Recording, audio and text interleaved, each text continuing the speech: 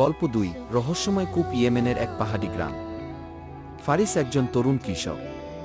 ফারিস প্রতিদিনের মতো খেজুর বাগানে কাজ করছিল। হঠাৎ তার কাস্তে পড়ে যায় একটি পুরনো কূপের ভেতর। কূপটির মুখ খোলার চেষ্টা করে ফারিস।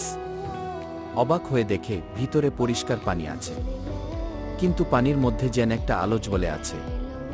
কৌতূহলী হয়ে সে পানি তুলতে চাইলে শুনতে পায় এক কণ্ঠস্বর, এই কূপে হাত দিও না, এটা শুধু সেই ব্যক্তির জন্য যে আল্লাহর উপর পুরোপুরি ভরসা করে। ফারিস ভয় পেয়ে যায়।